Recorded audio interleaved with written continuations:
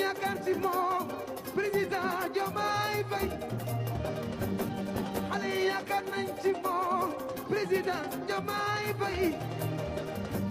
Diomaye Diakhar Diomaye Faye xale yi yaakaar nañ ci moom président Sonko monsieur le ministre Sonko premier ministre woo naa la ma waaw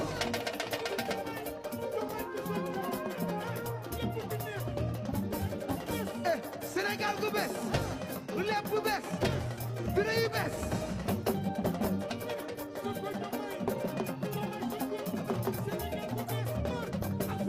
mbay si Sénégal bu bees jikko yu bees jub ju gees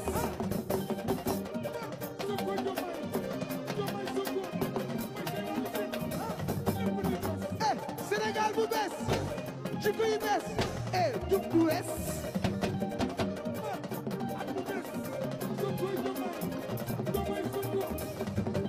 xale yi am nañ yaakaar ci yow président Diomaye Faye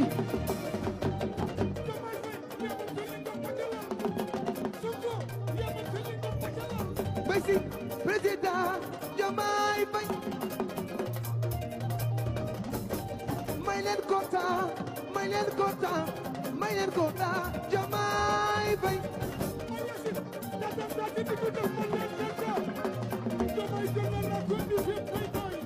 Sénégal bu bees lépp bu bees jikko yu bees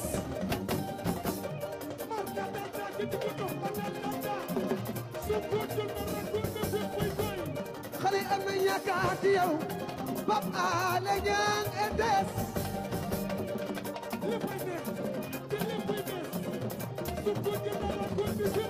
ETS yaakaar ci yow Sénégal Pape Alé Niang ETS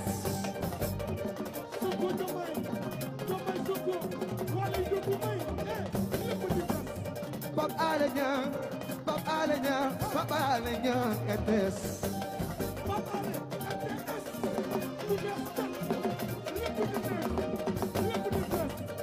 jikko bu bees télé bu bees directeur bu bees rek ku mu woote ñu nga fa ñu ngi ci ginnaawam. jeex na yow waaw waaw jërëjëf ñu waa cité Mame Dior. ñoo ngi ci ginnaawam. macha allah amuñu ci dara. macha allah macha allah.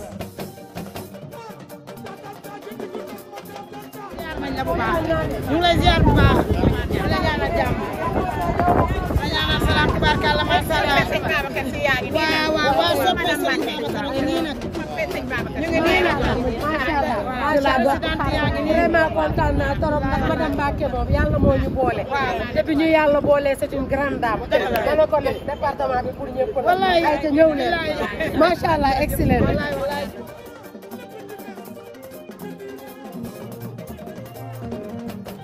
xale yi am nañ yaakaar ci moom président Diomaye Faye xale yi yaakaar nañ ci moom président Diomaye Faye Diomaye Diakhar Diomaye Faye xale yi yaakaar nañ ci moom ñëpp di sant ñëpp di kontaan ci ñëpp nag mobilisation bi zéro faute ñëpp ñëw nañ ñëpp génn nañ waa Mame Dior yëpp génn nañ lépp nag suñu borom kër suñu dëkkandoo Ousmane Kébé moom la ñu fas yéene di ko gunge ba abadan daayi na sax dawuñu daawuñu fu mu ñu woo ñu wuñ di ko jàppale rek fas yéene koo jàppale maay présidente GIE ànd takku liggéey waaye ànd baax a ngi fii ñëpp a ngi fii tey amuñu ànd baax amuñu ànd takku liggéey cité bi ñëpp a génn fas yéene ne ci ginnaaw Ousmane Kébé rek suñu leader boobu nga xam ne suñu borom kër boobu nga xam ne mooy suñu dëkkandoo suñu am di jàmm suñu lépp moom lañ moo ñu ko jaral bàyyi nañ lépp tey lépp jàll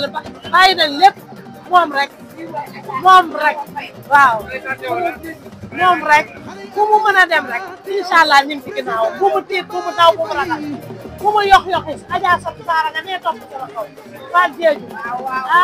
kii mooy borom ceeb bi mbooloo yi nekk yëpp maa ngi gërëm Pastef parce que Pastef sos kii boo xam ne vraiment macha allah dafa baax donc maa ngi gërëm xale yëpp ñëw nañu amul ku des kër ñetti kaar fees na del ba léegi sax maa ngi taxawal ni am na problème pour dem ngir dem pour manifestation bi donc maa ngi gërëm premier ministre maa ngi gërëm président de la république maa ngi gërëm journalistes yi yëpp ñun ci ñun ànd na ci ñun vraiment incha allah lépp lu ñu soxla yàlla may ñu ko ñun ñu am ko yàlla ñun yëpp ñu am dam incha allahu ñun yëpp ñëw nañu mooy wolof ñu ñu fii joolaa yi ñu fii mankaani mi ñu fii yëpp pël yi ñu fii amul ku des kër yi ñun yëpp tëj nañ ko kenn nekk foofu donc ñu fii dem pour manifestation bi yàlla ñu réussir yàlla ñu réussir président de la République ci kanam premier ministre ci kanam incha allahu dinañ am dam bu soobee yàlla merci beaucoup jërëjëf. waaw ñun daal xam nga li ñuy wax rek sàcc mu ni ñu koy wax ne kii dafa sàcc pare ñu ne bu kenn jàpp loolu moo ma jaaxal ale réew mi ñëpp ko bokk mënu ñuy jël ale réew mi ñu ne ni ñi ñoo ko jël ñu jëm leen a fexe ni jëlee xaalis si réew mi delloo ñu ko ñu ne non il faut pas le faire loolu nag vraiment man dama xamul lan lañ bëgg daal parce que nit ki bu ñu wax rek golo du boy baabandi dundee te gars yi vraiment ba leen gis seen immeuble yi si dëkk bi bu loo wax ñu ne diw moom li di moom lii ñu pare nag ñu jëm leen a jàpp ñu ne non bu leen def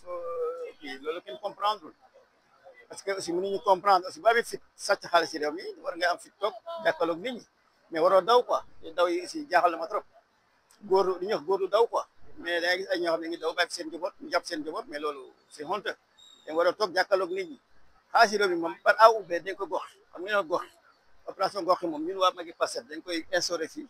mboolem mi ko fi jël xaalis ci réew mi jëloo ko sa jox ko sa mbokk yi di nga ko delloo waa réew waaw local yi aussi il faut dire que ne commune neexul a gérer il faut nga am bagage yu taxaw pour mun koy gérer parce que gérer commune nekkul ay recettes yi rek kii ne non am na yu bëri yoo xam ne dañ ko war a établir ay manuel de procédure ay cartographie de risque yoo xam ne moment boo xam ne da ngay investir moment boo xam ne da ngay jéem a xool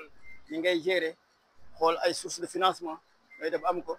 am ay placement donc lépp ay affaire la te affaire yooyu nag nekkul bopp mu ndaw moo koy gérer il faut nécessairement des gens compétents parce que Kër Massar ñu ngi def bay gagné élection yi ñu def ba Kër Massar am doole fii parce que am doole Kër Massar nekkul hasard dañ ko toog ba mu ñor les éléments compétents nag il faut que ñu ñëw wàcc sur le terrain ñu liggéey suñu département bi kenn duñu ko liggéeyal. Oui, j'ai été nommé récemment comme PCS au niveau de l'agence de construction des bâtiments. Je me souvent moi réew mi y a des compétents. Am na ñoo xam ne ñu ngi toog fii ay professeurs lañ ñi ay enseignants lañ ñi ay mag yoo xam ne am na ay diplômes am nañ yu bëri ñooñu nag ku si am ndombal tànk seen ndombal tànk du pour ñoom c'est pour le parti. waaw parce que aussi ku fi am ndombal tànk lépp loo am si ndombal tànk bi c'est pour le parti pour que parti bi dund donc nañu gëstu yokk affaire yi Malika zone bu nekk war na am ñoo xam ne war nañu mën a am possibilité génne seen lamb seen poste génne pour le parti parce que parti moom vraiment déplacement yi yombul car bi pour nga déplacer ko ak oto yëpp nga déplacer la essence la donc loolu yëpp dañ gars yi dañu am seen poste di cotiser mais nag cotisation bi nag yàgg na ba léegi ñu ngi cotiser mais nag buñ gën a am ku ñu renforcer si côté yooyu dina gën a baax.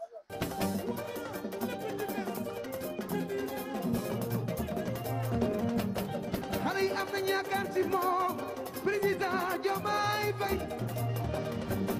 xale yi yaakaar nañ ci moom président Diomaye Faye Diomaye Diakhar Diomaye Faye xale yi yaakaar nañ ci moom président Sonko monsieur le ministre Sonko premier ministre woo naa la ma waaw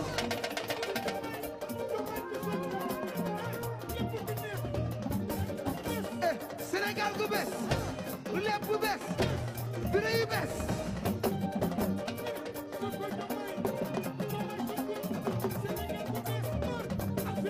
mbay si Sénégal bu bees jikko yu bees jub ju gees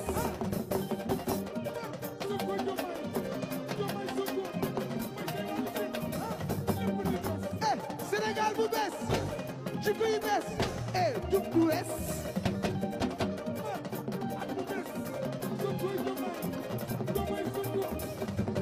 xale yi am nañ yaakaar ci yow président Diomaye Faye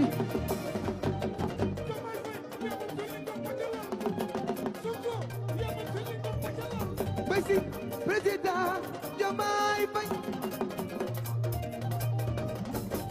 may leen kontaan may leen kontaan may leen kontaan Diomaye Faye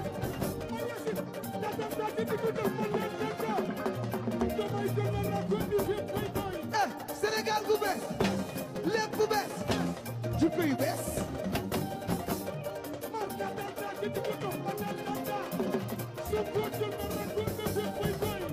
xale am na yaakaar ci yow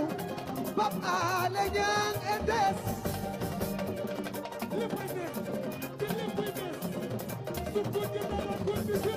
ETS yaakaar ci yow Sénégal Pape Alé Niang ETS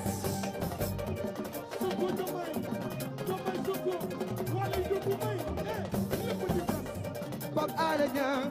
Pape Alé Niang Pape Alé Niang ETS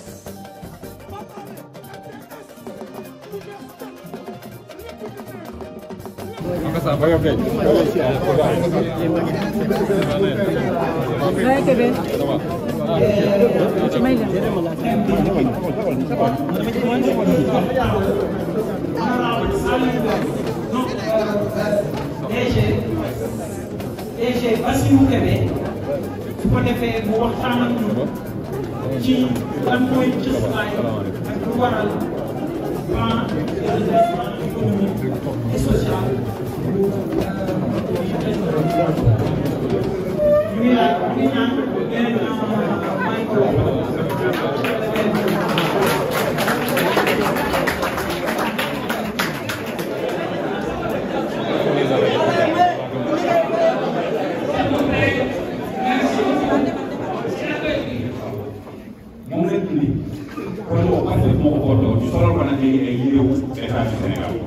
la vision 2050 d'un mandat national de transformation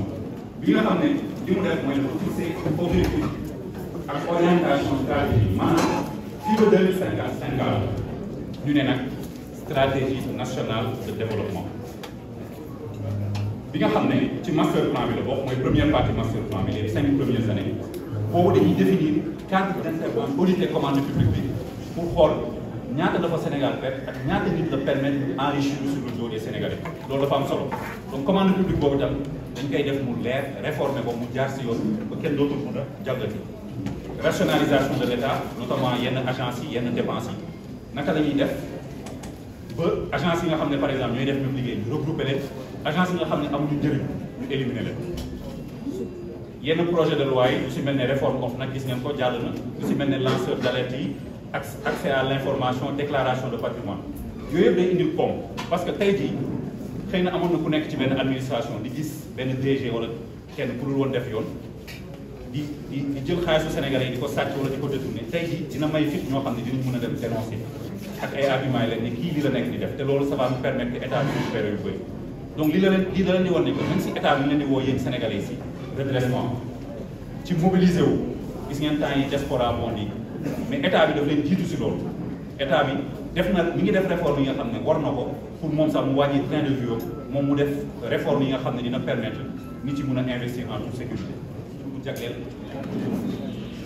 femmes yi ak jeunes yi loolu tax il faut que yéen ngeen dem informé wu xam ne que am na loo xam ne seen moomeel la dañ ko war a dem jëli dinañ jàppale femmes yi ak jeunes yi ba ñu mën a créer ba Sénégal mën a am benn industrie benn tissu de PME et de PME parce que dañ ko soxla soo demee tey ay réew yu mel ni Italie loolu moo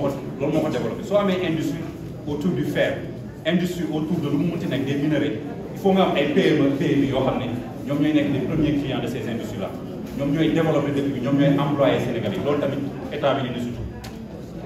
sur le plan économique mooy li ma wax sànq développement bu secteur prioritaire yi mu si mel ne ay agriculture énergie et cetera garantir au secteur privé national seen participation si économie bi président Ousmane Sonko bindoon na ko dans son livre solution en 2018 wax na ko mu indi woon polémique dafa ne woon dañu war a créer bourgeoisie nationale bu créer ay sàcc di leen jox remercier Magui Pastef Magui Pastef, avec à leur tête le coordonnateur national, qui par ailleurs est très proche de Ousmane Sonko et de moi-même. Mayabé Mbaye, je pense que je vais remplacer Ousmane Sonko il y a 20 ans au niveau du centre de Pikine Guédiawaye. Fala ko fek. Donc bobu ba légui on est ensemble. Nous créé parti bi mu dugg ci. Donc Mayabé maa ngi lay nuyu bu baax a baax. À côté de toi, l'ensemble des coordonnateurs de Magui Pastef venant de tout le Sénégal, à tout le monde, avec une mention spéciale à mon compagnon politique dans le département de Keur Massar. Je reviendrai tout à l'heure sur le département de Keur Massar, le doyen Ousmane Kébé.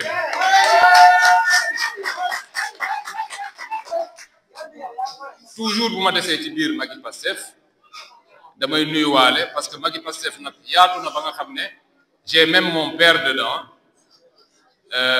et c'est avec beaucoup d'émotion que je le salue. Mon oncle Alpha Bodian qui est par là, mon oncle Ousmane Sonko, je ne le vois plus.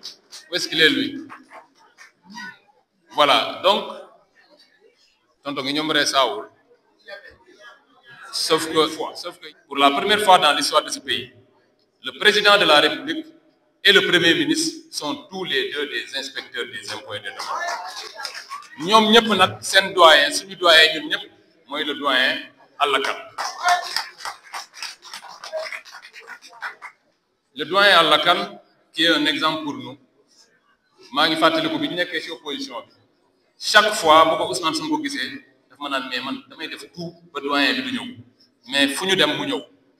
C'est un patriote infatigable. C'est peut-être celui à qui on devrait donner la palme d'or si on devait décerner un diplôme à quelqu'un en matière de patriotisme. Alors, après le doyen, je vais remercier Pastef pour et c'est avec beaucoup de bonheur et de satisfaction que je les ai écoutés. Ils ont fait des présentations de haute facture pour vous permettre très rapidement, sans prendre beaucoup de temps, de revenir sur le plan de redressement en présentant la quintessence. C'est-à-dire que li ñu fi wax tey loolu la Ousmane Sonko waxoon keroog le 1er août 2025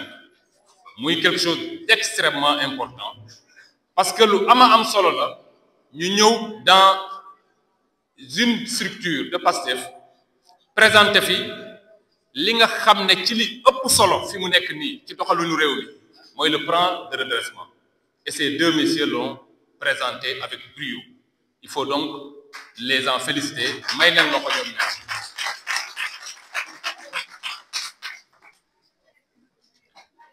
Je ne vais pas me hasarder à revenir sur le plan. Je suis juriste doublé d'un politicien. Boo ñëwee fekk nit ñi tegal la une présentation très structurée li ngay def mooy reconnaître que la présentation est bonne, elle est structurée, mais évite d'y revenir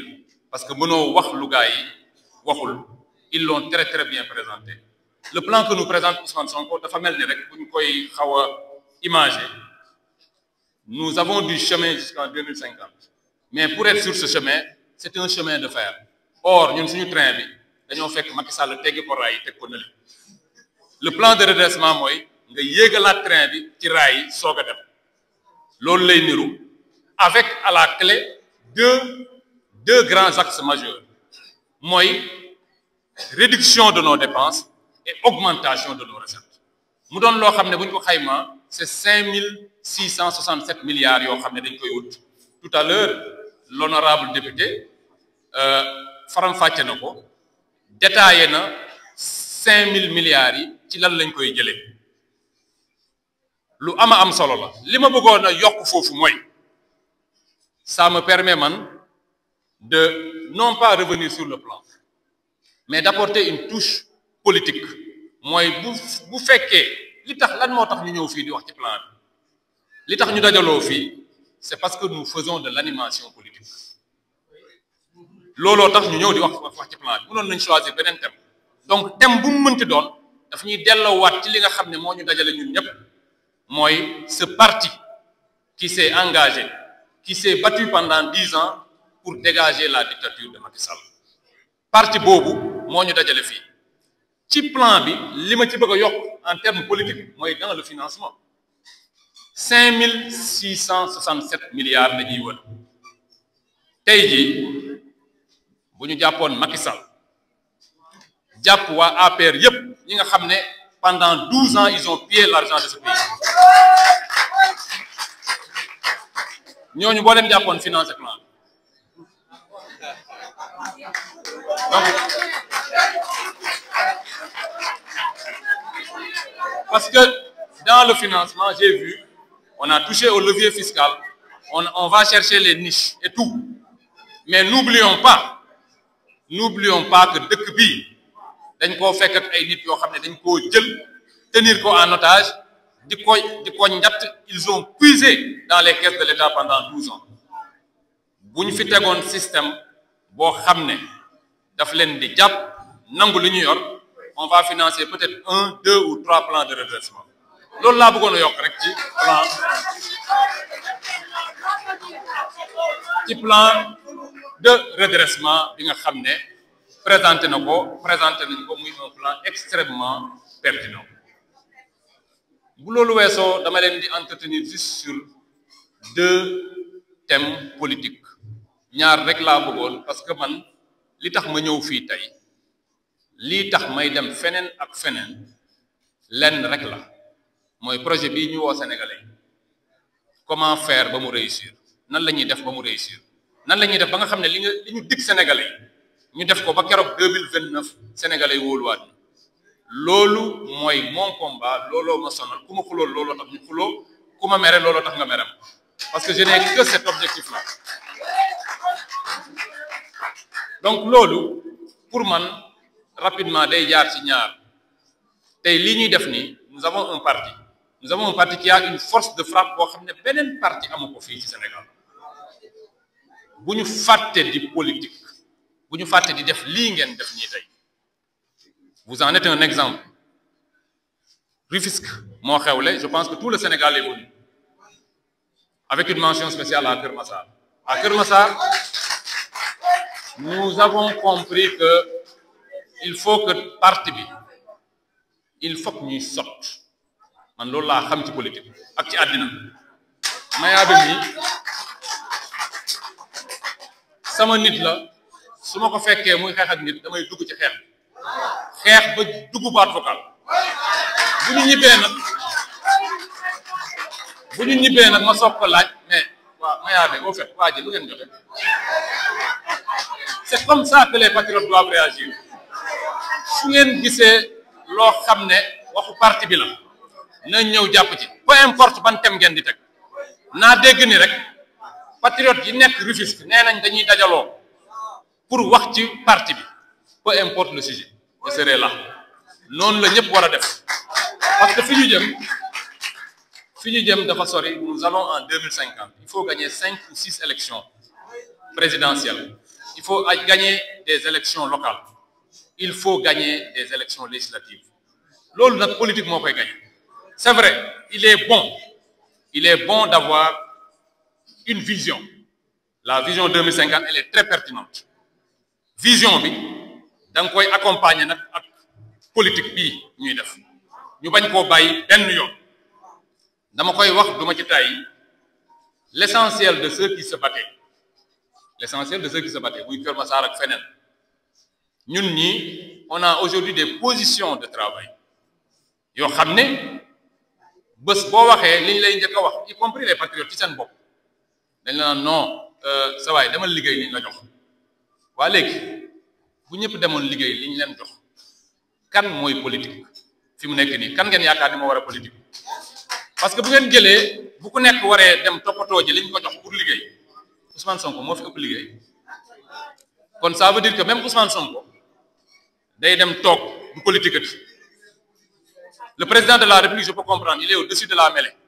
c'est le président de la République mais ñun ñi nga xam ne dañoo am des responsabilités politiques ngal la nañ ko boole ak politique bi boole ko liggéey bi les deux ñaar yi yàqul dara man maa ngi nii port autonome de Dakar amul benn problème lu dul problème boo xam ne presse bi moo koy créer mais port baa ngay dox est-ce que tere na ma aujourd'hui ma jàkkaarloog waa APR chaque semaine au moins 2 ou 3 fois il faut donc que ñu continuer mobilisation bii ñuy def mobilisation bi lu ci am solo la démarré nañ ko yéen a ngi koy def waa Kër Massar j'insiste sur Kër Massar parce que Kër Massar gis nga diñ fi ñëwee on est venu xajuñu fi ñu ngi ci biti c'est parce que Kër Massar a été l'épicentre de la contestation qui a dégagé Macky Sall. Aujourd'hui encore, Kër Massar est le centre de gravité de l'accompagnement politique qu'il faut pour la réussite du projet. Ñun dañoo taxaw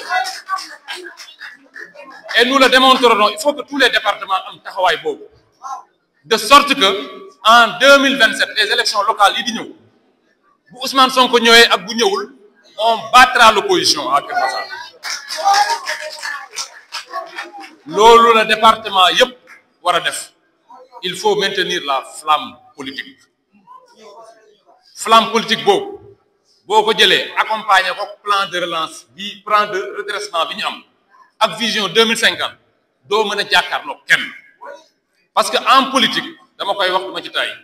tout est question de perception gis nga li fi Bassirou Kébé wax ak Saliou Ndione boo dégloo opposition bi dañ la naan non baaxul c'est un redressement fiscal ils n'ont rien compris. On te parle d'économie, on te parle de budget, on te parle d'un déficit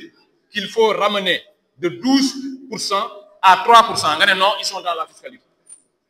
C'est parce que tout simplement, tout est question de perception, tout est question de combat, tout est question de bataille dans la communication. Fu ñu waxee benn nañ leen wax fukk parce que ñoom. man li ma gëm mooy en 2029. lii ëpp solo le haut du bilan justice bi lay doon. waaw. li ñu xoolee tey Sénégalais yi xëy na bëgg nañu te gouvernement ba nga taxaw le coût de la vie ñu ngi taxaw ni ñuy doyatee réew mi ñu ngi taxaw nan la ñuy def ba économie bi naat ñu ngi taxaw mais boo déggee les questions sur lesquelles les gens sont plus choqués li leen gën a metti justice bi lay jógee.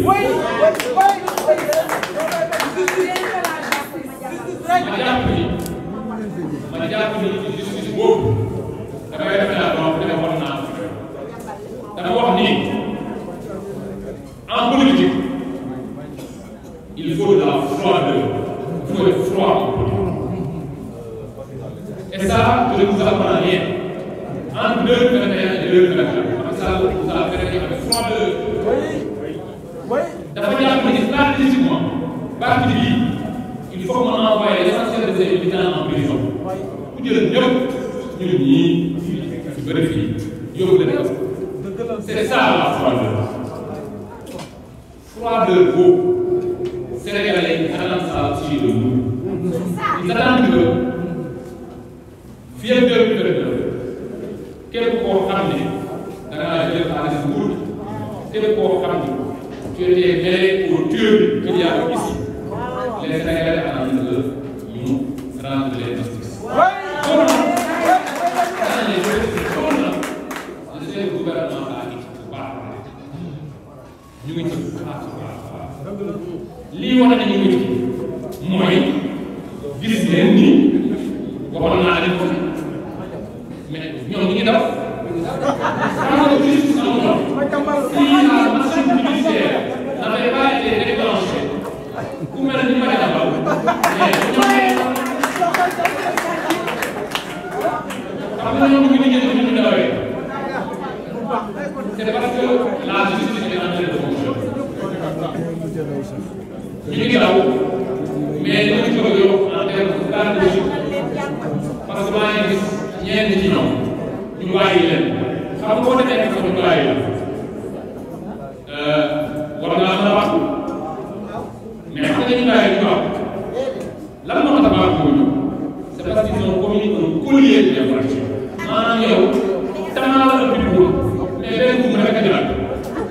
est-ce que yéen comprendre ñu naan tam moo leen ëpp fi mu nekk nii ñoom duñu baax parce que ils savent que le retour de votre moyen am na loo xam ne dama ne bàyyi nga ko prononcé am na loo xam ne bu ko defee ñoom ñaar koy wuy te pare am na loo xam ne bu ko defee ñëpp koy wuyu ji au sein de la paix. Les dossiers tels que yi premier ministre doon naa ni dossier 50 millions yooyu il y a une arme de destruction massive qu'on peut utiliser contre la paix. C'est le rôle de la paix. On a le rôle de la paix.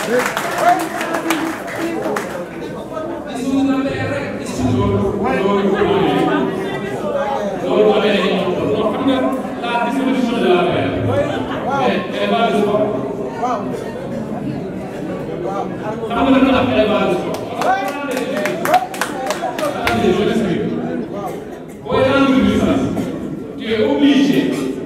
Nous avons fait des problèmes. Voilà, nous avons fait des problèmes.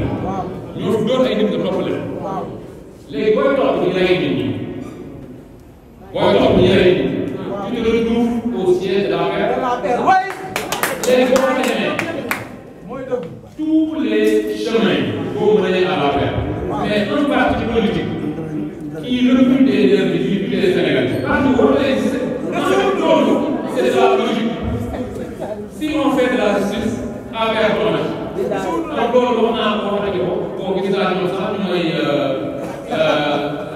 comme si c'était de la méchanceté, c'est pas de la méchanceté. Comme le dit le président de la République, il y a une différence entre rendre justice et se rendre justice. Dëgg bi dañ ko war a teg ci yoon amul kii moom en fait on leur dit que on va rendre justice mais on est méchant. C'est quoi ça? La justice c'est pas de la méchanceté, c'est des règles de droit qui ont été posées pour enfreindre pour ñu ne lii ak lii ak lii war a def. Ñun bi ñu fi nekkee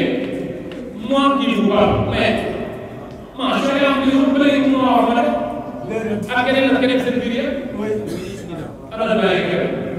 on nous a traqué comme dans le régime nazi. Defuñu dara on s'est retrouvé en prison. Il y a des gens qui ont fait quelque chose.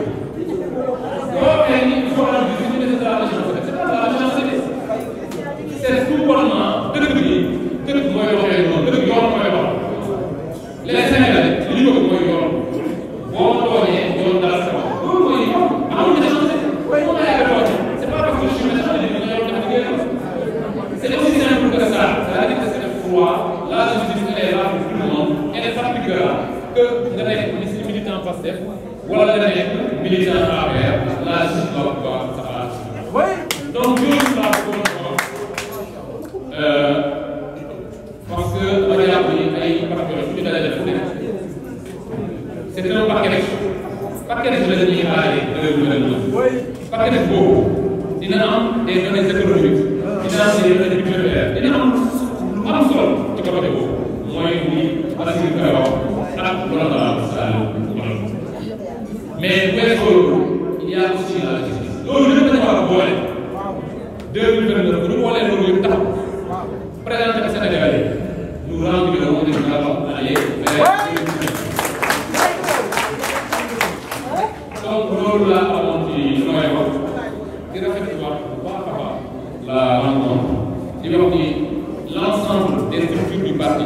devraient s'inspirer de ce genre de rencontre qui vont allier à la fois une présentation de la vision du président de la République du Premier ministre et une donne politique d'accompagnement. ñaar yi pour ma xoolee nii ñuy def su ko defee bu 2029 dañu xaj ci gars parce que aujourd'hui objectivement le premier parti du Sénégal c'est nous. Loolu nag politique tout change lépp day gaaw la nga xamante boo ko bàyyee boo yokkee keneen ñëw romb la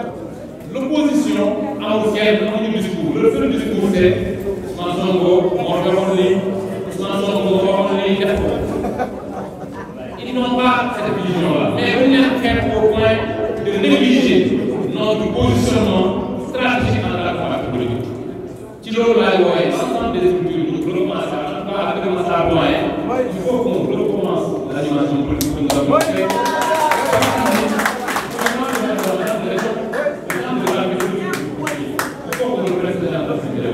On a été remercié à voir pour le coordonnateur de Madické Pastef, il est remercié bu baax, il est félicité pour cette organisation qui entre en droite ligne de compte vers ce que nous voulons tous, c'est-à-dire avancer résolument et dans la radicalité vers